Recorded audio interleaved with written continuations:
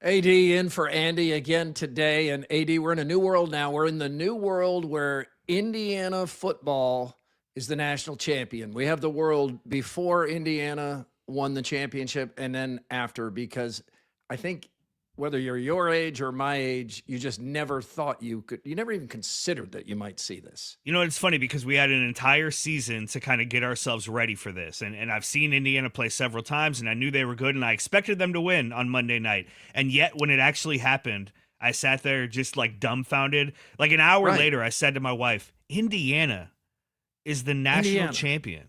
It's a team that played in front of empty stadiums for decades. One of the losingest programs in the history of college football.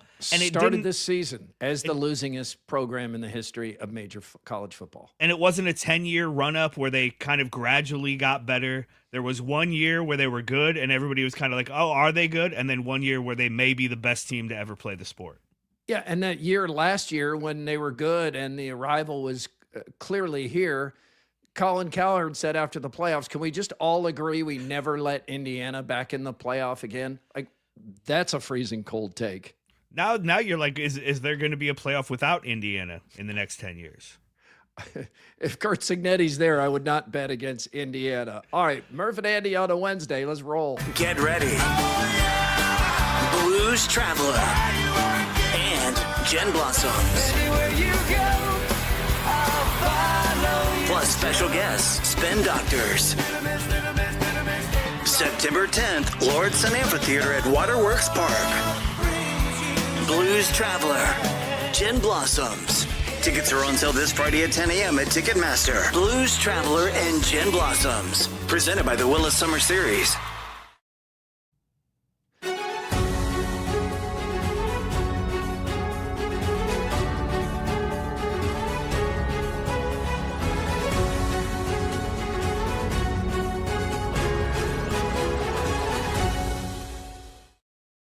Yeah. The Murph and Andy Show is brought to you in part by Ramsey Subaru, home of the toughest, most reliable cars in the world and the people who back them up, on Hickman Road in Urbandale. Murph and Andy, talking sports and more, exclusively on Iowa Everywhere. From the Channel Seed Studios, here are Keith Murphy and Andy Sales. Andrew Downs in for Andy Fails today. Well, Andrew's here anyway, usually, but yeah, two of us instead of the three of us. And you've got the proper identification you brought with you today. I changed that up. Yeah, I decided to actually put my name on there, and it'll be good for one show. What person were you talking to back with the three with AD, and they just assumed you were Andy of Murph and Andy and just kept calling you Andy the entire It happened a couple interview. of times, but you're right. There was, I can't remember who exactly, but there was somebody who just kept, and they were like leaning you, and you could tell they were trying to be nice by saying my name and remember, because most of these people couldn't care less. The old Dan McCarney move there, the Zig Ziglar. Yeah, but it was a point where it was like, hey man, that's not what these people call me. All right, let's get the table setter here from Guest House Tavern and Oyster in West Des Moines. Coming up, Fourth and Forever, the Cyclones answer, and Australian Nightmare coming up in more. That sounds like something I can wait, but I'm interested. Yeah. Guest House Tavern has nightly specials, including Walleye Wednesday. That's tonight. This is Wednesday, right? It is, yes. Today. Wednesday, yes. Thank you. Right now, high or low since our last show. Presented by Wealth Charter Retirement Planning and Tax. Wealth Charter, specializing in helping individuals develop sound retirement strategies. Go to wealthcharterretirement.com for more info. I'm going to go high, and I'm going to stick with our opening theme here, and it's just watching Indiana win a national championship. This is something even 3 years ago no one would think is possible. Maybe somehow have like a miracle season and get in the conversation of the college football playoff. But to win the national championship at 16-0, that was just fun to watch. And I know we're going to get into it more, but AD, it's not like they breeze through some easy schedule. They beat No. Ohio State, Alabama, Oregon, Miami, Penn Iowa. State. Iowa played Indiana, hang the banner, almost beat Indiana. And It's then incredible. what a great game we had Monday night too. I was worried that was going to be a blowout because Indiana's just been killing teams, but Miami came to play and that was fun. And yeah, it's just again, even as we sit here today, almost 48 hours later, it's hard to believe that it actually happened. That Indiana, of all schools, actually won a national championship. And you brought up this point, I think last week. Indiana is now the most recent undefeated college football and college basketball team. Right. And you would believe that the basketball would continue. Yeah. Because as Iowa State found out last week, it's so easy to just lose your focus a little bit, not play quite as hard, and you're not undefeated anymore. So Indiana, was that the 76 team that went through, 75 or 76? 76, I think. Went through the whole season undefeated. It hasn't happened since. We've had a couple of close calls, but it feels like with this setup, Steve Sarkisian said before the season, no one's going 16-0 in the college football playoff. He said if they do, good job, freezing cold take. And I don't think he should get beaten up for this comment. Like, unlike some freezing cold takes, this made sense at the time you heard it. And I think in the years to come, it's going to make even more sense because I don't think we're going to see 16-0 teams. It's just so tough to navigate. And Indiana just did it. And here's the coach of Texas, which has all the advantages, top talent, most money, all of that. And he's saying there's no way somebody's going 16-0. And then Indiana is the team that does it and plays as tough a schedule as any team has played down the stretch. So it's truly fun. And I was glad to see that. I haven't seen the number yet, but it seemed like despite the lack of buzz and the absolute foolishness of having these championship games in late January, it still seems like when it on a Monday night, which you don't think of as a college football night, when it actually happened, it did feel like people were watching. Because I know on WHO 13, we were showing the NBA, and I didn't see anything about the NBA in prime time.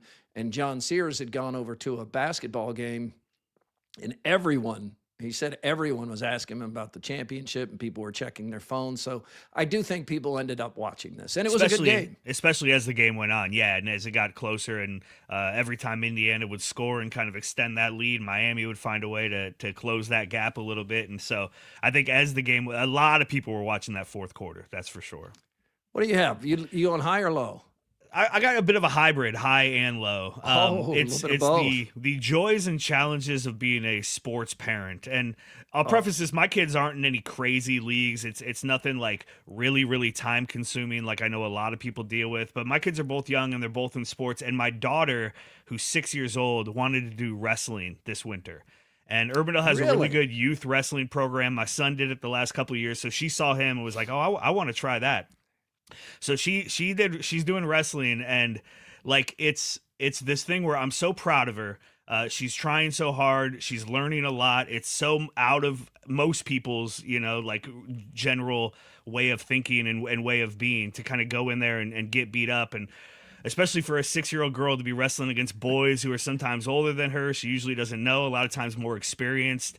And it's hard as a parent to watch your 6-year-old girl kind of get beat up and be, crying because her arm got twisted or her neck doesn't, and that dual thing of, okay, I don't want to be like this helicopter parent. I want her to learn, but also that's my little girl, and I want to give her a hug and tell her everything's okay, and beat up the little 8-year-old boy who just made her cry, and and Sure. so it's been a really interesting been an interesting path through the wrestling season. But yeah, just so proud of her. She's doing awesome. She likes it, even in the moments where she doesn't always love it. She comes out at the end and I want to go back. And so yeah, it's fun.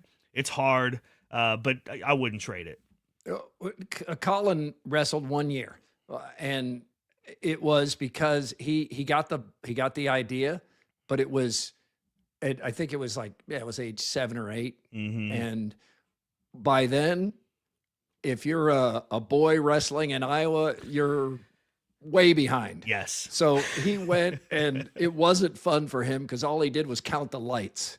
Like every match he had, he was just being ragdolled around the mat in practices. He's like, yeah, these guys seem a little bit ahead of me. Yeah, these guys were wrestling at age 3, maybe Exactly. younger in some cases, at least with mom and dad at home, because it's not just the wrestling dads either. There's some wrestling moms. Oh, absolutely. Yes. And it's it's an intense sport, but it also requires a tremendous amount of discipline. So I'm sure there's some lessons being learned. For sure. Yes. And she could probably beat up her older brother now. So that's good too.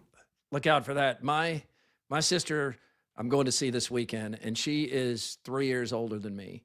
And she was a good athlete. Good on horses, good snow skiing, all that. She in the sports I was not good at, she was really good at. Then we moved to Florida, and I found sports that I was good at, and she became a cheerleader. So that worked out for me.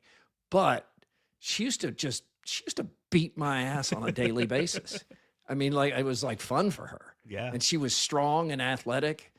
And I got into my teens, and at one point I was finally strong enough to not only be in this fight with her, but I won. And in what I consider to be the smartest thing she's ever done, or that maybe I've ever seen anyone do, she never fought again. There you go. Final score 1-362 or something like that. Yeah, Like, that's it was smart. that's smart. Yes, That's it using is. your head. Yes. Just, something's changed. I'm out. And I was frustrated by that too. She could always push my button. Isn't it funny? The older brothers, older sisters, they know where that button is. Yes. Like, they find it and they push it. Oh yeah, I'm the third of 4, so I got it on both ends. I got to get beat up and then take those lessons and beat up my little brother with them.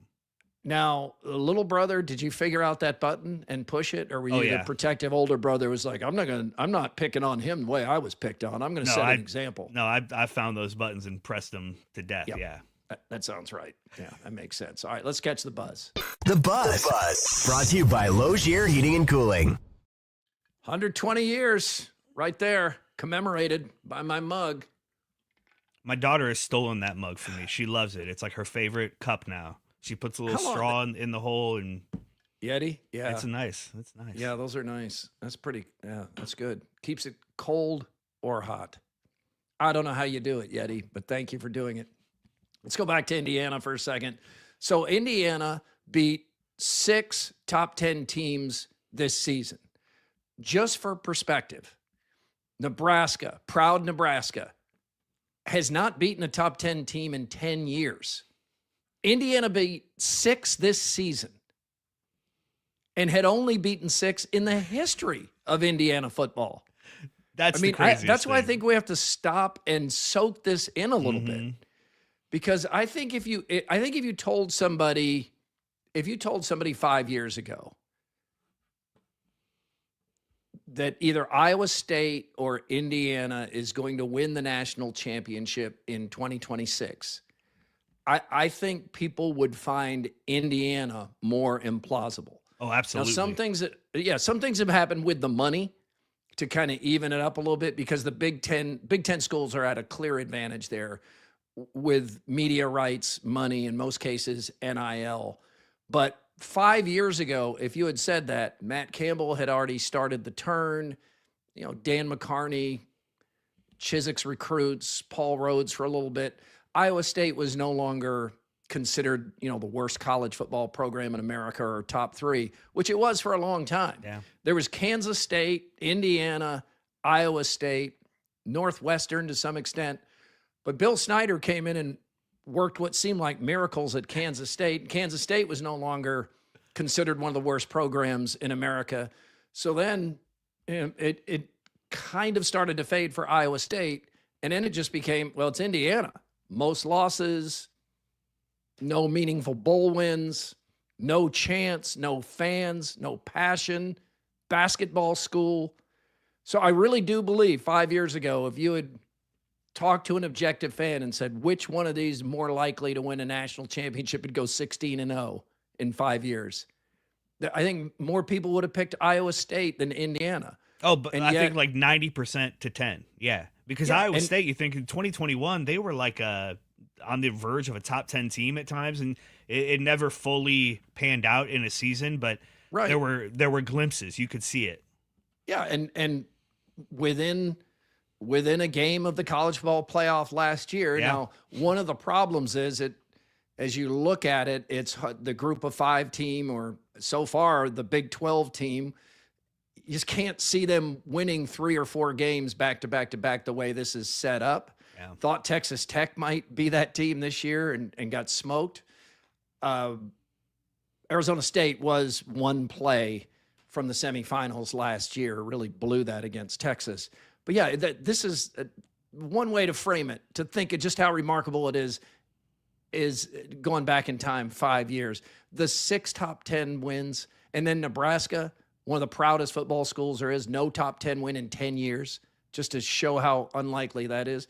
And I think what Kurt Cignetti has done is the most remarkable coaching job in college football history, certainly in my lifetime. I don't think you can exaggerate and truly take in what he's done. No, and as we said, like, if he had done it over a 10-year period, it would still be the greatest turnaround in history. I mean, what Bill Snyder did was miraculous. What Matt Campbell was able to do in Ames was incredible. It's impressive. This is a whole different level, and it happened in 2 seasons. It's mind blowing. It truly is hard to fathom that this has actually happened. And you have to acknowledge this could not have happened before NIL and open transfer portal. That's true, because Kurt Cignetti comes to Indiana 2 years ago, or goes to Indiana 2 years ago. If he goes to Indiana 2 years ago and there's no NIL, and especially if there's no open transfer portal where you don't have to sit out a year, well, he has those same bad Indiana players from the year before. But since you do have open transfers and free agency and basically no guardrails whatsoever, he was able to bring most of his team with him, which is what Matt Campbell's doing at Penn State. That doesn't mean he suddenly equaled the talent of other Big Ten teams, because he did not. But he had handpicked players that fit his system and fit his style of play. And in some ways, I'm wondering if, like, what Indiana has done here makes a Hawkeye fan like you, or many Hawkeye fans out there, feel like for the first time, Iowa could win a national championship. Things have changed, because it's more likely that Iowa would win a championship before Indiana did. And Cignetti is not that far removed from Kirk Ferentz's approach, which is disciplined football players. He's not looking for the most stars. They had 0 5-star players and only a few 4-star players. What he's looking for is players that fit, who are leaders, who are tremendously disciplined. What's the number? Indiana did not lose a fumble in its final 1,047 snaps. Jeez. Now, that sounds like something like Kirk Ferentz would hang a banner for. Absolutely. Because it's so disciplined. Miami clearly had more talent on the field in the championship game, but Miami self-destructed in some big moments, and Indiana did not. I think if you go back to the talent evaluation here from before the season, look at the talent evaluator. Iowa State is ranked slightly ahead of Indiana. Indiana is 72nd. On the other side of Indiana, Cincinnati. This team just went 16-0 and went through Ohio State, Alabama, Miami, Oregon. And I'm pausing here, even though the game was 2 days ago, because I think, if anything, this is underrated, what we've just seen. And I don't know that we'll see anything like it again. No, it's like Mike said in the comments here, Hoosiers 2 coming to theaters in 2028. I mean, this is stuff from movies. If you wrote this as a movie, it would be unbelievable. It'd be too fictional. Yeah. Sports fan, it'd be Disney-fied, right? It'd be that it's cute, but it can't happen. And we just saw it happen. And as you they didn't back into the playoff, into a 12-team playoff. They didn't find their way in. They went and won. They went undefeated. They won the Big Ten championship game against the perennial best team in the league. and then won the Peach Bowl? What was the other bowl? The Rose Bowl. Rose Bowl, Peach And Bowl, then Big Ten championship, beat national Oregon championship. twice, which is hard to do. Sure. Beat a good Miami team. Like there just aren't words to adequately explain what just happened. It'll be a story that we tell and people won't believe, because especially now, if Cignetti stays there for 10 or 15 years and turns Indiana into maybe not the best team in college football, but like perennially there in the conversation, my kids won't believe that Indiana was ever as bad as they have been for my entire life. And there will be two things that he has to navigate that will be challenging. One is they're going to start coming for his coordinators and assistant coaches. Yep. And that's clearly a talented staff. And then the other is now that Indiana alums, and there are so many of them, and some of them are wealthy, like Mark Cuban, they think this is a blast. So now they're writing big checks that they weren't writing before. I mean, he didn't get there spending the kind of money in NIL that Oregon, Ohio State, Texas, those schools do. But now they're going to have the money. So now he's going to have to decide, all right, now that he's had a taste of success, do I stay with this formula that worked? Or now that I can afford a 5-star player, do I start bringing in some 5-star players? And then you risk your locker room not having as much cohesion as they've had, because this is truly a together team, and the culture is amazing. And just all those memes of Cignetti, like just checking things out, just you've seen so many clever ones. It's like, yeah, this is me when I spend 10 seconds making sure the green is clear before I, shank the ball or slice it 10 yards into the woods. He's been fun. But let's get back to the game for just one play, one moment. 4th and 4 in the fourth quarter. Cignetti first sends out the field goal unit because they're leading. Yeah. And this is the smart play. It's not 4th and 1. It's 4th and 4. And then Big Ball Cignetti just says, you know what? We're going for it. We're playing to win. And he sends the team back out there. Miami's expecting a pass, so they're spread out. But Cignetti and his offensive coordinator are expecting them to be spread out to protect the pass. Mendoza runs the draw, and it's a called draw. And he not only gets the 4, he gets 12 like in pinball fashion. I mean, he gets a crap knocked out of him a couple of times, just keeps going, and then finishes it with that photo that will live forever in Indiana lore and college football. Just a beautiful play. And AD, do you have the Indiana call? This is the ESPN radio call. Couldn't find the ESPN Indiana radio call of this play, but yeah, here we go. Mendoza's in the gun. The ball's on the 13-yard line. He's clapping as if they're going to snap it.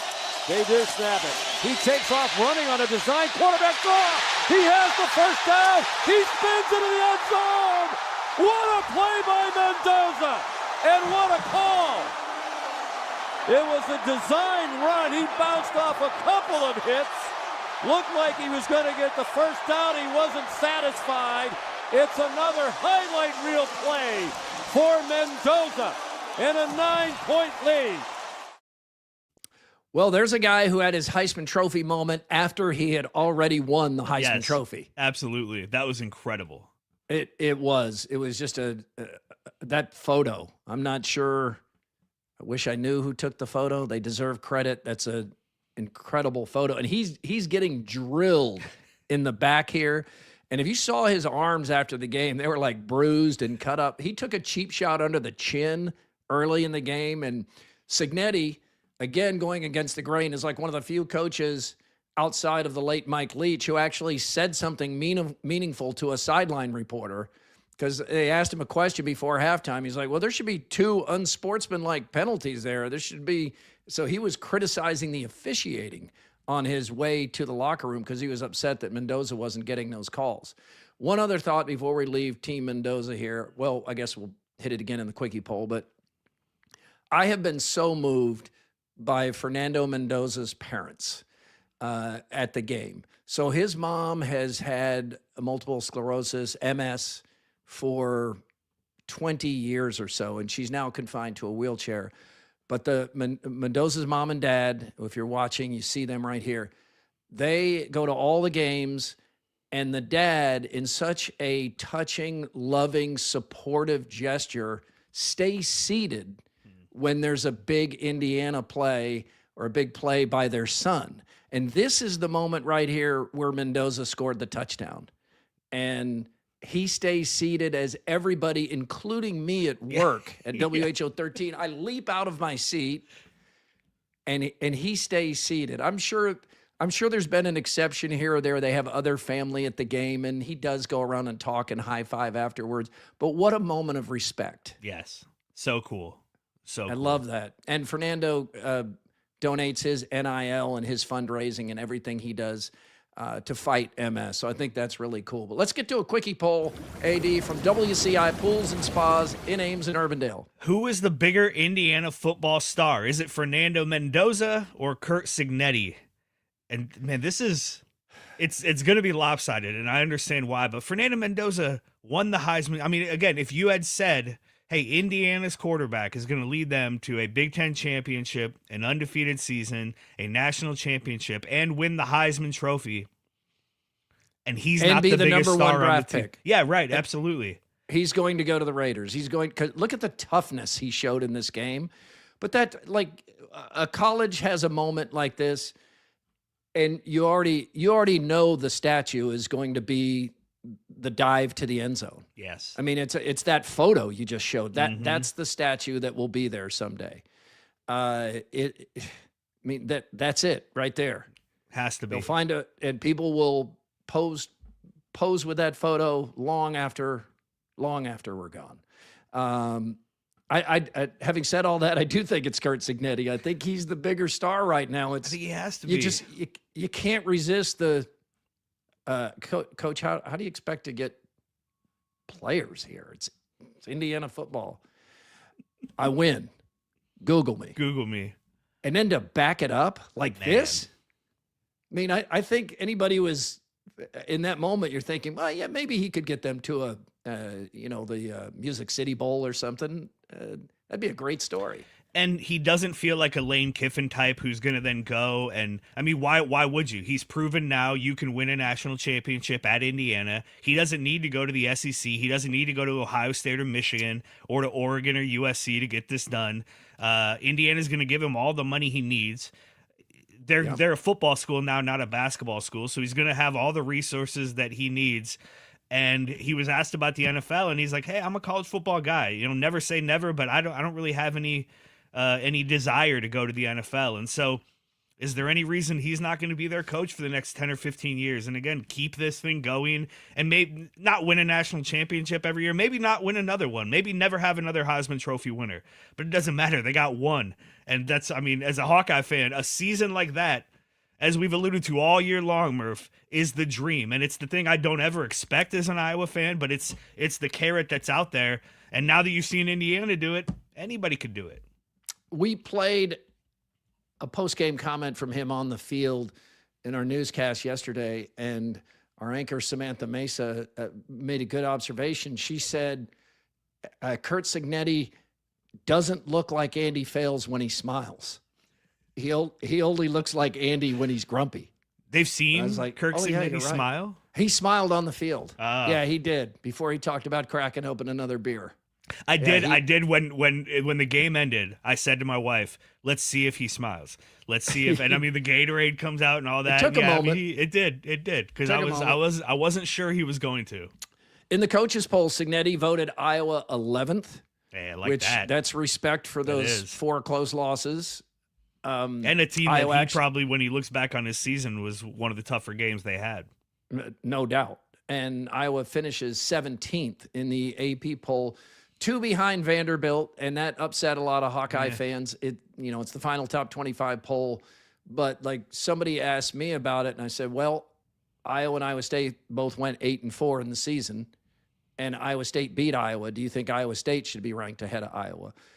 It's hard to just go by the head-to-head. It is. Now, Iowa did go play in a bowl game and won it, and Iowa State did not, so that probably ends the conversation. In fact, Iowa State got 0 votes. Wow. I look for them in the outside the top 25. 8-4 season, I thought there might be a vote or two. 0 votes. Vanderbilt is 15th, 2 ahead of Iowa, but they did have one more win. They had 10 wins.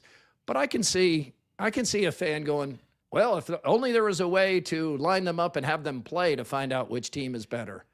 Oh yeah. Two things New about Year's that. Eve. Most voters don't, when they look at bowl results, they still take it with a grain of salt. And I think you probably I get should, it. but most people probably didn't watch that whole game or understand that those were really two teams trying to win that game. Also, I've seen a lot of USC fans upset because USC is 19th. They have the same record as Iowa and beat Iowa on the field also. And so they use that as same an Iowa argument. fan, you're Yeah. living in a glass house if you're upset that Vanderbilt's ahead of you.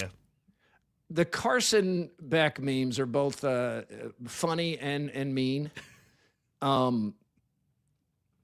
If you're watching, all right, AD, help me. One of these is like a water heater or something. Yeah, right? that's like a water heater. The little animal up in Sid. the upper right is Sid from Ice That's Age. Sid. We got a Okay, there's- hammerhead shark. right. We got Steve Buscemi. Buscemi. Timmy from South Park down there on the lower left. I'm not Timmy. sure what the lower right is. That's I think it might be back. no, Yeah, these and he didn't help himself by not shaking any hands, and some of the Miami players did, and most of them looked for Mendoza as like a sign of respect, but absolutely. Beck didn't. He just walked off the field and did not shake any hands. So Big Ten wins its third straight title. Three and, different teams. 3 different teams, all in the Midwest. So you look at this chart: 4-year national champs from 4-year schools. They're all in the Midwestern footprint here. You have in Grandview, way to represent Iowa. Thank you, Yeah. Grandview. But yeah, this is something you just couldn't believe you'd see. And It's like on that you add SEC in, country. yeah, you got Indiana, Ferris State, Wisconsin, River Falls, Grandview. And then if you add in the JUCO, you get Iowa Western. Yeah. Jeez. The North is got- where football lives. Yeah, the North is where football lives these days. And boy, Nick Saban's struggling with that, isn't he? He is not happy with this new development. All right, so AD got some kind of good news for you, but you're going to have to take better care of yourself. Okay. And I know you didn't want to hear that, but you are on game day now, right? Yeah, absolutely. Yeah, I'm Okay. going to live forever. All right. All right, so Grok, which is like Chat GPT, but for what's his face? Twitter, yeah, X or Elon. Yeah, this is Elon's creation. So Grok asked to predict the football champions for the next 50 years? Yes. Yeah, next 50 years. 50 years. And there it is, 2056, the Iowa Hawkeyes. That's just 30 years away. What is that? Will Kirk What's that Ferentz take still you be to? coach? I'd be 70, 73. So I can Okay, make it. Yeah. you can make that. I'm That's not how making it. How old my parents are. All right, what about 2069? So they're going to win a second one. So that's pretty exciting. 13 years apart, according to Grok. They're going to win their second national football wild. championship. My So daughter will be 2069. Now you're getting up there now. You're in your 80s. Yeah, my daughter will be 50 when Iowa wins its second natty. And she'll have won wrestling championships by then. Yeah, absolutely. She'll have carried the Iowa women's wrestling program. She'll be the coach. This is awesome. Even though everything we've seen, even as the playoff expands, even as the money in the Big Ten continues to come in, I'm going to live my life under the assumption that I will never see Iowa win a national championship. And if it happens, great, and I'll be ecstatic. But this isn't the NFL. Like I'm sure the Bears will win a Super Bowl in my life. I'm certain of it. It may not happen, but I'm confident that it will.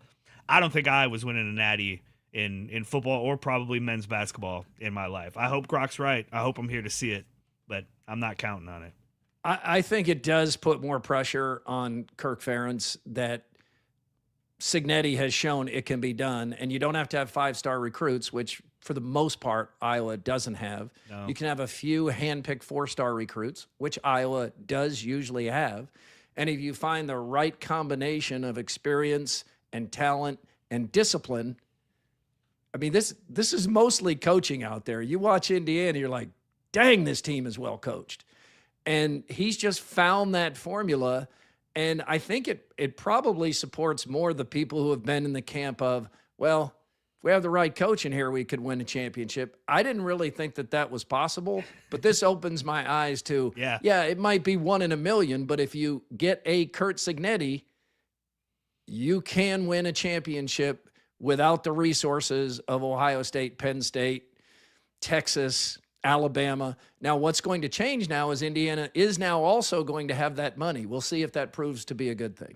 Yeah, this is going to be the end of a lot of barstool arguments over the next 15 or 20 years. Well, I mean, we're Iowa, and you can't expect it. Well, Indiana did it. Look at Curt Cignetti. Yep, absolutely. It's just, okay. Let's move to basketball, where Iowa State got back in the groove at Hilton Coliseum. 2 straight losses. Played a team in UCF that had beaten the teams that Iowa State just lost to. UCF had beaten Kansas and Cincinnati. And boy, the Cyclones looked at their best. They looked, I think this answered a lot of questions. There were people worried, is there trouble in the locker room? Is there a chemistry issue?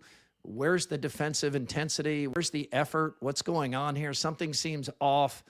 And as it turns out, everything is okay. Joshua Jefferson had his second triple-double. 17 points, 10 rebounds, 12 assists, no turnovers. Cyclones created 19 turnovers, so the defensive intensity was back. As Chris Hassel pointed out, UCF hadn't been held under 73 points and scored just 57. Jeez. So it was an outstanding effort by the Cyclones. Here are Joshua Jefferson and TJ Otzelberger. Just a thankful moment, we came out, played hard. I think our intensity right away helped with everything, just getting the rebounds and the teammates making shots. So just good job all around from the team, just helping get there. Defensively, he had an edge to how he played, right? Like he was really helping pressure and getting turnovers. And then, for him, we've got to do the best job we can trying to open the court. But when he can get a dunk in transition and he can get, a finish where the whole defense isn't loaded up, that's going to build his confidence. I think he earned that on the defensive end. And then he took a leadership, position in terms of we're going to move the ball, we're going to share the ball, we're going to keep it on the move. And, I mean, to have 12 assists and no turnovers, that's ridiculous. And not to mention the rebounds and the points. So I'm just proud of, his ability mentally to lock in on the things that are important for us to be successful. And now we just got to work together to maintain that, every night out. That's the hard part. Yeah, that last bit is the thing, right? This is a night in, night out thing, and you're not always going to have that home crowd. You're going to have nights where you don't start well. How do you answer? And then really, I mean, this stretch between now and Valentine's Day where you get the rematch with Kansas, there's just not a lot of juice in the schedule. And so you can see you go into some of these games sleepwalking, and you hope that their talent is able to find ways to win.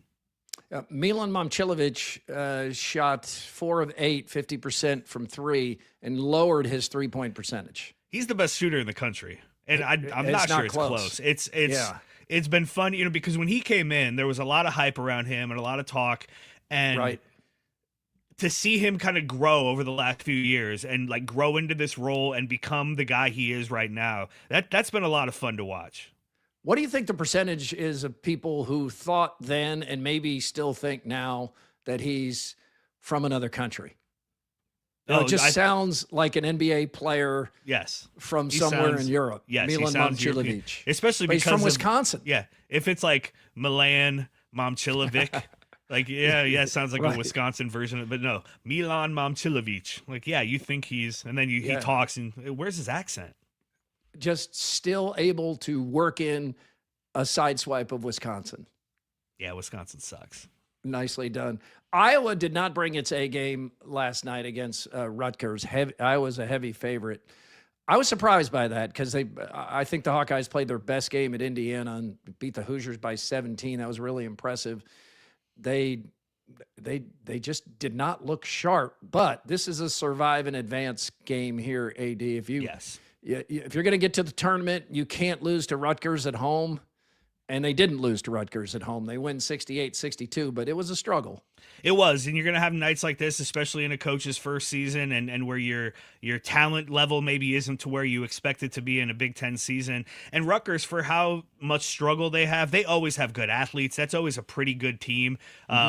And I was played, I think, 4 games in the last 10 days. They now have a nice break, like an 8-day break. They don't play again until next Wednesday, so they can kind of take a breath. But that's what you have to do. You have to go into a game like that where you're not playing well and your All-American isn't playing very good, and find a way to win. And guys like Tate Sage and Isaiah Howard were able to step up in ways to do that. And they were the difference. The important thing was surviving. Man, Tate Sage, he had a couple of moments early in the year in games where Iowa lost. I think it was the Michigan State and Iowa State games, where he would come in and there was just something different about the way he played. He'd be able to stop runs, and then like the way he makes plays and gets the crowd into it. I pointed at him pretty early and was like, that's a guy that, like, keep an eye on him. I didn't expect it to kind of come to fruition as it has so far his freshman season, but he's got something. There's a thing, he's got this X factor where he's super likable. He makes big plays in big moments, and he wants it. I mean, he was asked about it last night in the post game, and he said, "Why should I be afraid of any man? I can. What can they do that I can't do?" I mean, it's just like this 18-year-old kid walking around with that swagger. That's what you need sometimes, and so it was fun to see him have a good night. It can be a humbling game at times, so you need that confidence. We're back with more, and Mr. Movie here on Murph and Andy. With 5 Central Iowa locations, there's always a Heartland Tire and Auto nearby to take care of everything your car needs. From oil changes to complete transmission overhauls, they do it all. For 15 years now, Heartland Tire and Auto has been a proud sponsor of Murph and Andy.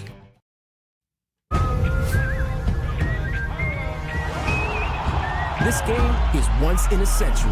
Be there at Casey Center on February 12th. Go to HarlemGlobetrotters.com for your tickets to the 100-year tour. I'm Chris Williams. Join me weekly for the CW Pod on Iowa Everywhere, where I do a lot of sports business, the business of college sports, breaking down college football, and of course, intriguing interviews as well, weekly on Iowa Everywhere. But wait, there's more. From Either Or Eatery and Patio. Either Or Eatery and Patio, 63rd and Grand in Des Moines, technically, right? It's right on the edge, I'm going there for lunch tomorrow. Mark Freund invited John Sears and I to lunch, and he said, let's meet at Either Or. So nice. I'll report back. You know what you're going to get yet? Do you have you been there enough that you have your set thing, or are you going to go there and let the menu kind of wash over you and figure it out?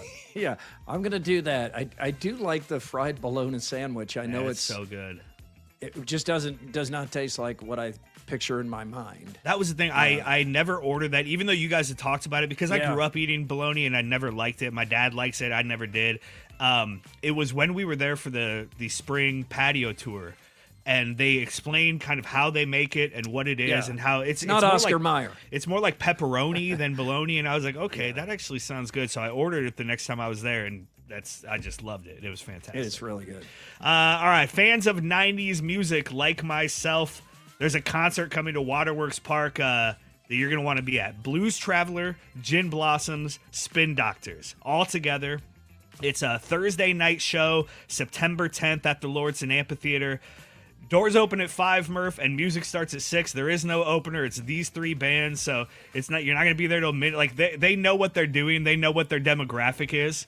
I can smell the weed from here. Oh, absolutely. It's guys like me in their 40s and 50s just want to be outside, listen to some old classic hits, and like I like all 3 of these bands, or at least several songs from each of them, and so I will absolutely be there. I'm excited about this. Yeah, let's see. These guys, Blues Traveler and Spin Doctors, have shown up in movie references too. Oh, absolutely. Yeah, that'll be fun. So tickets go on sale Friday morning at Ticketmaster.com, but you can win a pair of tickets at IowaEverywhere.com. Go to our website, enter to win. We're going to give out 10 pair of tickets to this show. And it's, I think Monday, February 9th is when we'll draw the winners. So 10 pair of tickets. But man, a Thursday night at Waterworks. I'd never been to a show at Waterworks until this past summer. I went and saw Beck with the Des Moines Symphony Orchestra. Your son Cade was there. Eric Herman from Iowa Everywhere. We had a great time. That's just a fun. You bring your own chairs, you set them out there, you just kind of let the sun go down. Hopefully it'll be like a cool September evening. It's Thursday, so there's no high school or college football, at least not locally, that you have to worry about. This is a perfectly placed show. I was talking to Ed about the weather the next few days, and by the time this weekend is over, we are all just going to want something to look forward to when it's nice outside. Oh my gosh. And it's not just here. It's even worse if you go south. There's like this band of ice that's coming across the United States for a couple of days. It's rough. Yeah, my parents were supposed to be going to South Carolina next week, and they canceled their trip because they don't want to be stuck down there. And they're in that band. Yeah, and those places are not equipped for storms like this, and so you could get down there, and you may not get hurt, but you may be stuck in your Airbnb or something because they're not going to plow roads. The entire cities are going to shut down because they don't know how to deal with this. Meanwhile, it's going to be like negative 30 here this weekend. Yeah, Ed said when we wake up here in Des Moines Friday morning, it will feel like minus 35. Oh my God. Well, that makes me think about traveling, Murph, and you're a world traveler. You've done a lot of world traveling. I'm envious of that. I hope that as I continue, as my kids get older, I'll be able to kind of do some of that world traveling. But is Australia on your bucket list of places you'd like to visit? It is, and I haven't been there. I know Andy has been there. I haven't been to Australia because people who have gone said you need to be gone at least 10 to 12 days, if not 2 weeks, because you're going to spend 4 days traveling. You know, it takes that long to get there. And I'm sure it's to like acclimate a to the time 24-hour change. trip. Oh yeah. Same with New Zealand. You need 24 hours of travel each way just to get there and back. So I haven't yet. Why is it topping your list? No, I will never go to Australia. You will never go. It's not because of the travel. It's not because of the time change. Crocodile Dundee, you didn't like it? I loved it. It's fantastic.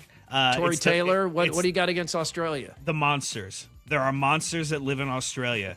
These giant spiders, these crazy insects. I mean, they're all over the place. And the snakes, Murph, the snakes. And I'm not even afraid of snakes, but the snakes are everywhere. And this story came out. This Australian woman was sleeping, and her husband, she feels something kind of nuzzling up against her, and she thinks it's her dog. And she kind of snuggles up with her dog. Well, her husband walks in the room and says, "Hey, wake up! There's an 8-foot python on you right now. On you. It's coming through the window. This is a picture of it. Its tail was still sticking out the window." This is not a garden snake. This is a python. Now, it's not venomous, but it will wrap you up and strangle you and kill you. Does this woman freak out like any of us would have? No. She calmly wriggles her way out from under the covers and then slowly feeds the snake back through the window. And her biggest fear was not that the snake was going to eat her or eat her husband, or that she was going to dream about this and never feel comfortable sleeping in this room for the rest of her life. Her biggest fear was that her dog was going to come in, and there was going to be a snake versus dog fight that she was going to have to deal with. She wasn't afraid of the snake. The snake is so quiet, it was able to slither in unannounced and apparently exit unannounced. And again, I'm sure there are large snakes somewhere in this hemisphere, but they don't live in residential areas. Holy cow, this is insane. And Australians are nuts. And here, Jenny and I spent like a night hostage in our own bedroom because there was a bat hanging from my chin-up bar, and I just didn't want to go. Bats freak me out. There's especially the close-ups of them. We were both just absolute wimps. This woman's just like, just feeding the snake out the window. Don't wake the dog. Don't wake the dog. And when I'm done with this, I'll get some breakfast together. Yeah, like Todd said, they never show any of these monsters on Bluey. My kids want to go to Australia. They don't know. Marty says that woman's got balls the size of Signetti's. Yeah, 4th and 4. A couple of weeks ago, Murph, we were showing our kids the movie Spaceballs, which they loved. What did they think? Of course, they loved it. They did love it? Yeah, they did. I didn't know how much it aged or if you had to get all the Star Wars references. So my son has kind of gotten into Star Wars a little bit, so he got some of the references, but the comedy is timeless for the most part, right? Like there are just, I'm sure some of the references they didn't understand, but for the most part it holds up. All that Mel Brooks stuff pretty much holds up because it's kind of slapsticky and it's visual and gaggy and they liked that. Well, one of the things they really liked was Michael Winslow doing his like voices and his noises. I need to show him Police Academy at some point. Although I'm not sure that's appropriate for children. I'd have to go back and watch this. Yeah, I grew up watching there's some those movies things a in lot, there though.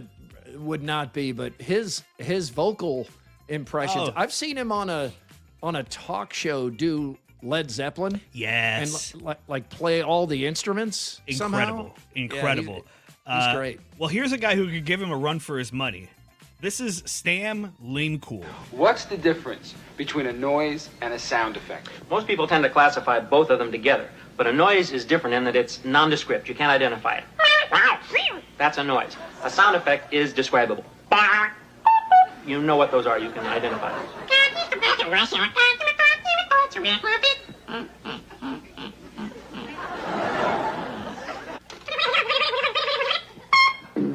Stan's diligently trained his voice since he was 6 years old.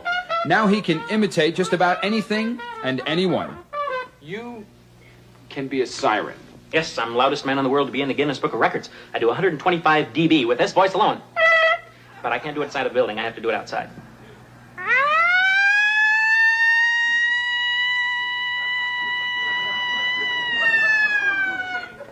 Stan Lemkuhl admits a certain resemblance between his vocal talents and those of Robin Williams of Mork and Mindy fame. So it seemed only appropriate that he bid me farewell in Martian, as only Stan Lemkuhl can speak it.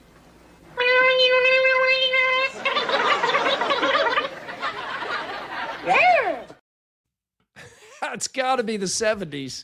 It has to be, yes. And I don't know whatever happened to that guy, but Mork and Mindy was probably late 70s, maybe yeah. early 80s, because Robin Robin Williams somehow. Me. Robin Williams first showed up as Mork somehow on Happy Days. Here's a show about the 1950s, like high school life in the 1950s, even though eventually some of the high schoolers were in their 30s. But a Martian or a space traveler shows up on the show. His first appearance as Mork is on Happy Days. He was originated as so Mork and Mindy is a spinoff of Happy Days? Correct. It was wow. I guess I always assumed that Mork and Mindy was a thing, and they, as a crossover thing, they had Mork show up in whatever town Happy Days is. Robin Williams was just exploding in popularity as There's a a reason. brilliant young comedian. They're like, gosh, how do we get him on here? Oh, I've got it. This is what people decide when they're high at the writing table. He's from outer space, and he comes in, and his key phrase is "neno."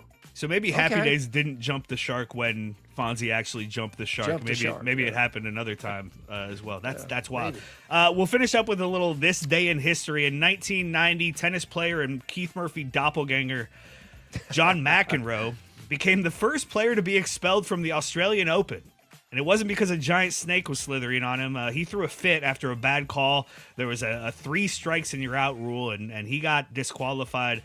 I think there was one other guy who got disqualified from the French Open in the 60s, but this is like a Happy Gilmore record. I was the only guy to take my skate off and try to stab a guy with it.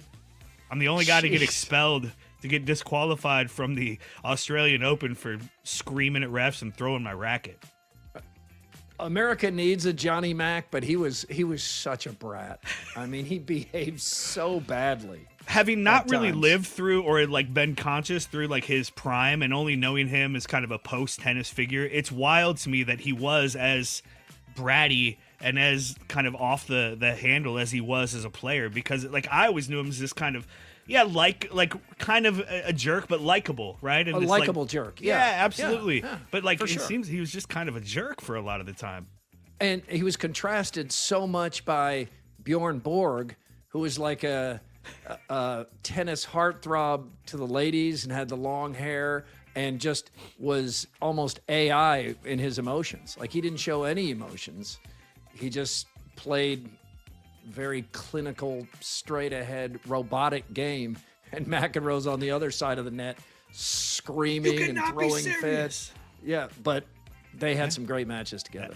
All right, finally on this day in 1992, Bill Cowher is named the head coach of the Pittsburgh Steelers. He took over for Chuck Noll, who had the job for 22 years. He would stay in the job for 15 years and then hand it off to Mike Tomlin, who just wrapped up 19 years in Pittsburgh. They will hire their fourth coach in 56 years, and this is kind of like that Indiana thing where, like, you can't even really put into words or into context how unlikely this is.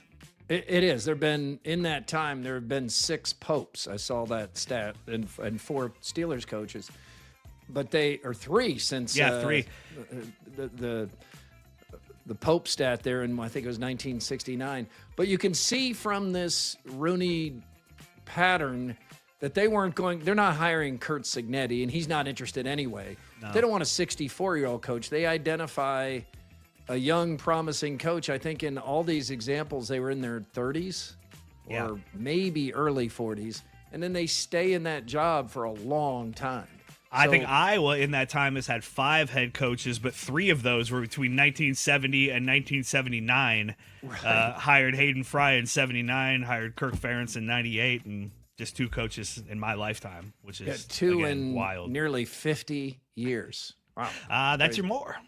All right, Confluence is the official beer of Murph and Andy. Confluence, that's not where Confluence. There we go. That's where good things come together. And I saw a Chewbacca Fest reference over here. Somebody said the Chewbacca beer was fantastic. A lot of comments coming in here today. A lot of comments. Thank you.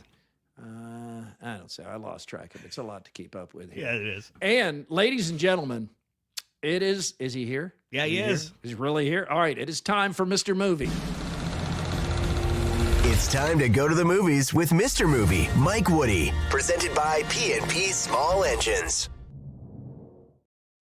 There he is, Mike Woody, Mr. Movie. Yeah, move into the frame there, Mr. Movie. All right, there you got it. It was perfectly framed on my computer, so what can I tell you? AD's got a lot going on because Andy's gone. How are you doing? Doing well. Just got back from Iowa City, went over for the weekend and saw a game last night. That was a struggle, but got the win. Yeah, not a very big crowd. I was a little disappointed in that. What would you say, how much of Carver Hawkeye Arena was full last night? Half. Half? I'm surprised by that too. Yeah. Huh, okay. Mr. Movie, are you look and sound good today. The beard is gone. The beard is gone. Yeah, you look younger. I am younger. Actually, you know what, Keith? It's my birthday today, so how's that? I don't feel younger today. It's your happy birthday, Mr. Movie. Yeah. That's great. That's good. Just a whopping 68 years old. Oh, hey. Well, I'm sorry the weather is not going to be great for a week-long celebration of your birthday. Have you seen the forecast? Have you been checking this out? I was listening to you too, and I'm going to do a little research when I get off. Yes. If you're considering travel anywhere, you're actually better in Iowa than some of the southern states. It's going to be bitterly cold, but there's this like coast-to-coast band of ice storm that's coming in. Great. Crazy. I was more worried about being able to get to Price Chopper for beer. Well, you can get plenty of beer at Price Chopper. All right, Mr. Movie, presented by P&P Small Engines, and our out of the box is movies that predicted the future. And there's a lot of choices here. I'm going to pick 2002's Minority Report by Steven Spielberg.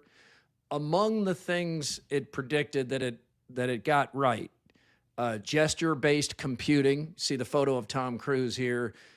Like, I thought that was the coolest thing, that whenever on a screen, he would just swipe. Now, he's wearing these gloves to swipe either a big screen or even the phone. They would just swipe from photo to photo. And, of course, we all do that now. And you can do it on just about anything, and you don't even have to wear the gloves. Personalized, targeted ads. This was played for a laugh in this movie. Mm-hmm. But now we're all bombarded with ads. Like we mentioned it, like AD probably had a device in his house. Just heard him say he likes Blues Traveler. And now you'll probably have those tickets drop into your phone algorithm offering you the tickets. We all get personalized, targeted ads. Mr. Movie, probably going to send him, some, they've heard it's his birthday. They're coming in with, some Mampers. Hate mail. hate mail. Predictive policing. It's not as draconian as it looked in Minority Report, but this is a controversial issue up there, trying to predict what somebody might do in the future. And then another one that happens all the time, we use this when we travel because we have Clear for traveling, Retina ID. Jenny and I don't show IDs anywhere. It just scans our retinas and pops us up, and through the airport we go. Other things in Minority Report, self-driving cars, the surveillance culture. Like, I think when any of us are out now, you just assume you're on a camera because even your neighbors have Ring cameras everywhere. Yep. And then the last one, bringing up from Minority Report, which, by the way, is an excellent science fiction movie. It's underrated. It's very good. Just ethical debates on artificial intelligence. I mean, that's part of the movie and a big part of it. So I think it got a lot right. That's a really good one. What I don't know, Mike, on a movie like Minority Report, maybe you've seen a story on this at some point. Are there cases where the suggestion in a movie led to the invention or development of something? Because, like, I remember those swipe screens. I thought, did somebody watch Minority Report and think, hey, that makes a lot of sense. Let's go develop that. I'm sure at some point somebody was inspired by one of those movies and the technology in that movie, and they worked on it and got it done. So, yeah, I think absolutely. What are you predicting? What movie are you picking for predicting the future? I'm going to go with a movie called Mercy. Actually, we'll review. Hold on, am I still there? Yeah, you're there. You are, but you're knocking stuff around. Well, my computer screen just went black, so I don't know what's going on. I'm going to go with a movie, and I think about this a lot when I'm watching show news. There's a movie called Network from 1976, and it looks at the business of broadcast news and the craziness that can happen there. It's a fantastic movie. I think it won Best Picture of the Year. I think it did too, and I think it won like in a year that was stacked. Yeah, so it's really worth seeing. And a lot of times you will see things that, especially on WHO, that very much came from that movie. I'm mad as hell and I'm not going to take it anymore. Isn't that the catchphrase? That could be it. Is Mike just frozen, AD? Mike is frozen now. Am I frozen? Yeah. Yeah. Well, just keep his audio on. We'll just hear him, I guess. Let's see. I'll try to figure out how to do that. Once he started paddle balling his computer around, I knew it was trouble. All right, AD, what do you have? Yeah, and again, I'm going to try to figure out how to get Mike where he's just audio, or maybe Mike, if you want to just jump out real quick and jump back in, that might be best. Okay, I went with a movie called Demolition Man from 1993. I don't know if you've seen this movie. I grew up watching this movie over and over and over. I can't count how many times I've seen this movie. It's Sylvester Stallone, Sandra Bullock, Wesley Snipes. It's from 1993. It's set in the year 2032, so we still haven't quite reached Demolition Man. And they got a lot wrong for sure. They got a lot wrong. We're getting close. You say this is 2032? 2032. 6 years from now. I don't think it's going to quite be what they expected, but they got a few things right. One of the things you mentioned about Minority Report, the self-driving cars. That's like Waymo, thing. yeah. Like Waymo. The biggest thing, though, the most interesting thing, I think, and it was kind of a throwaway joke in the movie because Sylvester Stallone and Arnold Schwarzenegger were kind of the two big action stars of the early 90s. They threw in a reference to the Schwarzenegger Presidential Library. And Stallone's character is like, what? Arnold Schwarzenegger, he was president? And yes, he was president. And of course, he has never been president, but just 10 years after this movie was made, he's elected governor of California and served a couple of terms there. A lot of people have wanted him to be president. You'd have to alter the Constitution to make that happen. Wasn't born in the United States. But, I'm trying to get Mike back in here real quick. But it's kind of wild that they, again, didn't fully predict this, but saw something like this coming. And I think certainly the celebrity in politics thing, which really didn't exist fully in 1993. I know Ronald Reagan was a president, was a movie star, but that was interesting to me. And again, I watched this movie so many times I can't even count. It's been remade, hasn't it? I don't believe so. I don't think so. Okay, all right. Let me see. We have some predicting the future. Oh, Idiocracy. Yeah, a lot of that too. I kind of avoided the Idiocracy thing because I didn't want to talk politics, but yeah, there's certainly some of that. Back to the Future 2 had a couple of good ones. Nike created those sneakers from Back to the Future. I remember that. All right, Mr. Movie's now staring at us. He looks very menacing. Looks crazy. All right, let's get to some let's get to some reviews here. So, must see, maybe see, don't see. 28 years later, The Bone Temple has been getting good reviews. Will you join the positive buzz? Not necessarily. I don't know if you've seen any of this series. I haven't. Just the look of it scares me. Well, and it is very scary. The last movie I absolutely loved. It was completely different than the first one. And then this one takes it a step further, and I think maybe a little too far. It's zombies and people fighting the zombies and trying to stay alive. So it's a futuristic thing. And the zombies, by the way, are all naked. So, Sue wanted to stay and see it again, but we had to leave. Don't do. I guess after 28 years, the zombie clothes would probably. Well, yeah, they would fall apart. Yeah, but it's don't get me wrong, it's still very good. And what does zombie frontal nudity look? Never mind. I don't even want to know. Okay, let's just say it's very large. What's the grade here? Is it a must see or a maybe see? It's a C+. I mean, if you like the series, you're going to see it whether I tell you to or not. But it's just the last one was so good. I had such high hopes, and this one's good, sometimes very good, but it doesn't measure up to the last one. Mike Woody, Mr. Movie, is with us. Like Danny Glover in Lethal Weapon, he is shaving his beard on his birthday. Mercy, what's Mercy? Mercy will open this weekend, and it's a futuristic look at a man who is accused of murdering his wife, and he's like, I don't know what you're talking about. I have no idea. And so he's got an AI partner, and she basically says, here's the deal.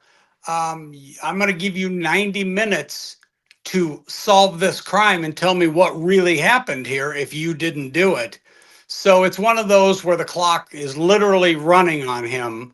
But it's good, but it falls short of what I would say is a great film. It's a C at best. Chris Pratt does a good job, but it just didn't work for me. I like those man against the clock type movies in real time. Like 24 television series was like that. Right. Johnny Depp made a movie once where it was all in real time, long time ago. That was pretty good. Did you see anything else at the theater this week? Nope, just those two. Okay, what's coming soon? We got probably more horror movies because it's January. Yeah, you know what? I don't even have a list from the gang at the Fridleys. So, I'm kind of in the dark right now. Return to Silent Hill, I know, is coming out this weekend, and by the looks of this poster, I'll be missing that one. And Dollface. Dollface. it's that time of year. We're trying to get all of the stuff out of the way and release it and let it go. If it's great, fine. If it's not great, fine. But you're gonna see some iffy titles for sure. Have either of you seen The Rip, which is the new Matt Damon, Ben Affleck Netflix movie? They've been on a media tear over the last couple of weeks, and I think it dropped Friday night. We haven't watched it yet, but I do want to watch it soon. I know it's number one, and I was going to watch it in preparation for this show, and Jenny asked me to wait. She thought we watched the trailer, and she's like, "Oh, this looks pretty good. Let's People watch seem that to like together." it, yeah. Yeah, I was in Iowa City, so I couldn't see it, but I will. All right, The Rip. We'll all watch The Rip before next week. We'll give that a shot. All right, thank you, Mr. Movie. I'm gonna go work on the computer now. Well, I think you knocked it over. No, that's it's- Mr. Movie. See Mike you Woody guys. celebrating his birthday by throwing his Happy computer birthday. around. Thanks, guys. Presented by P&P Small Engines. Time now for throwdowns. Yes, it is. 1 second. Throwdowns. It's Throwdowns. Backed by Heartland Tire and Auto. Heartland Tire and Auto. 80's ready for Andy to come back. He's like, this is too much at once here, Yes, man. Yes, I have. Heartland Tire and Auto brings us throwdowns, an authorized dealer of both Firestone and Bridgestone tires. Murph, the Iowa men have 5 games before a Valentine's Day rematch with Purdue. They'll be favored in each of these 5. What record should Hawkeye fans expect over this 5-game stretch? 5-game stretch. 3-2. I just don't think this team has not shown us enough consistency to feel like a 5-0. A 4-1 is possible. This is not the tough part of the schedule. These are not teams that Iowa's incapable of beating. Absolutely could go 5-0. Just haven't said, like last night's an example. Mm-hmm. Just haven't seen the consistency. I don't think it's alarming enough to suggest that they're going to lose more than they win, but I couldn't pick 5-0 right now. Yeah, if they play the way they did last night, they would lose several of these games. I'm going to go 4-1. I think that's where you should expect. I think they could go 5-0. I think 3-2 would be a slight disappointment here, especially because then you have a pretty tough stretch moving forward there. But if you can get to 4-1 here, really it doesn't matter who the loss is. You feel pretty good about things. You bring that effort you had at Indiana, you'll go 5-0. Absolutely. Murph, okay, there's a movie you want to see and you've got the time. You hop onto the Palms app and the only seats available are in the front row. Do you go or do you wait until you can get your perfect seats? I wait. I mean, I want the best possible experience. If I'm there at the theater and that's all that's left, I go ahead and buy them. But are you saying I'm at home looking these up? Yeah. Because do you go to the theater without having bought tickets still? I do. Yeah, and it's usually it's a ballsy move. Well, like Kate and I will go to a movie on Sunday morning, occasionally. Like I go in some times where I know it's not going to be full because Friday night don't usually go or Saturday night, but those times that are full, you do need to book in advance. And if I could see, I'd pick a different time if it's from home. But if I get there, there's 2 seats up front. By that point, I'm in. Kind of already I'm committed. Yeah, I like it. All right, that's throwdowns. Speakpipe.com/Murph_Andy is where you can tell us what's bugging you. We'll play some of those along with AD's carefully crafted photos. Yeah, hit us up. We need some more. Need some more? Okay, what's bugging you? So speakpipe.com/Murph_Andy. It's easy to do if you haven't done it before. You just press a button. Audio's great. Sounds clear. It's actually less involved than leaving a voicemail. You just have to log on. Your phone's the easiest place to do it. And it can be on anything bugging you. Any subject. It's all powered by Cellular Advantage with 35 regional locations. Proud partner of U.S. Cellular and T-Mobile. Time for the Andrew Downs audio drop of the day. We call it the AD Squared. Powered by Game Day Men's Health. Still early in 2026. Still time for you to get on the train of Game Day Men's Health and get yourself ready for the rest of the year. Make this your healthiest year yet. Ankeny, West Des Moines, North Liberty, wherever you are, there's a Game Day near you.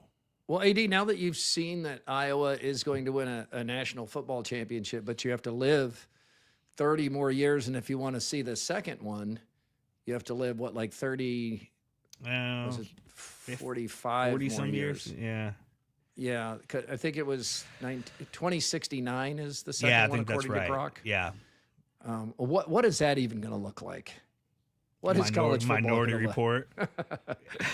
All right, well, take care of yourself. I will, and I'm doing so with Game Day at Men's Health. I'll be at the Ankeny location tomorrow. All right, the fourth down touchdown from Caleb Williams to Cole Kmet probably won't live forever, Murph, because the Bears lost that game. If the Bears find a way to win that game in overtime, that's a play that lives forever. It'll probably Bears fans and guys like me, I'll remember that for the rest of my life. But as like NFL history, it'll probably kind of fade from our memories. But it will live for one more day here on the Murph and Andy Show, because I have four foreign language calls of that incredible play. Williams, presionado Williams, muy presionado Williams, tira un Ave María y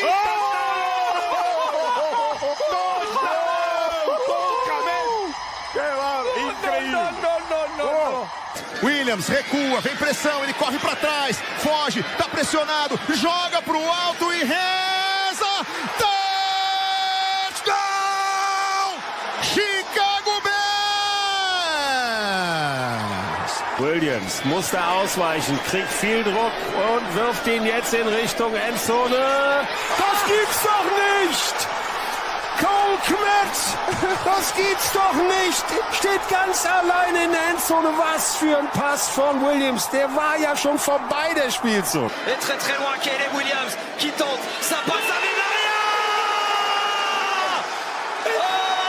Alléluia! Cole Kmet, au bout d'un jeu qui semblait perdu, au bout d'une saison qui semblait terminée. Oh, those are great. Those are great. Trying to think which one I would rank first. French call got me a little bit with the Hallelujah. Hallelujah. That was great. The German one is just so weird. Portuguese worked in some Chicago Bears. Yeah. German always is still a little unsettling. And then Spanish calls are great. The Portuguese was almost Andres Cantor-ish. Yeah, it was. It was very Those are similar. great. All right, quickie poll results from WCI Pools and Spas. Who is the bigger Indiana football star, Curt Cignetti or Not close. Fernando Mendoza? It is not close. 83% go with the coach, Curt Cignetti, just 17% with the Heisman Trophy winning quarterback. Yeah, who made the play that will live forever in Indiana football. But I think that's And then probably his right. brother entered the transfer portal the next day. Yes. That's like a quick reset of college football, like the family that everybody falls in love with because of their togetherness, and the next day his brother is in the portal. Oh, also, something made me think of that, the brothers. So they were, someone was doing a story, as many people did in Indianapolis, on the parents. And the dad is some kind of surgeon. So they grew up with means in the Miami area, 2 miles from where the game was played. But Fernando and his brother, who was Indiana's backup quarterback, they had plenty of bedrooms, but they put them together in one room. And the reporter asked the mom, "Oh, that's nice. That's how they became so close." And the mom says, "No, that's how they became so competitive." So it was like a conscious parenting decision to have them in the same room, even though they had the means to have separate bedrooms. And That's interesting. As a guy with 3 brothers, did you share rooms? Yeah, pretty much my whole childhood had for a long time it was 2 rooms, and we had 2 and 2 in each, the older ones and the younger ones. And then we moved to a slightly bigger house, so my 2 older brothers got their own rooms, but we still, me and my younger brother still shared. So, and she comes around, the mom does, to make the point that it made them competitive and close. Yeah. But I'll bet you can see both of those. I didn't Absolutely. have a brother, just had a sister who beat me up all the time. But so you were competitive and close. Yeah, definitely. Yeah, interesting. And then the brother who in his fill in mop-up duty, had great stats, but he wants to play, just like most people want to play. And Indiana's already signed, what, TCU's quarterback? Yep. Yeah, it sounds like the younger Mendoza's going to Georgia Tech. Georgia Tech. Wow, what a world. All right, thank you for hanging out with us here. AD, nice job. I know you're spinning plates there today. Please like and subscribe so we can all meet again. Let's make plans for that on Friday. We're back Friday. We hope you are too.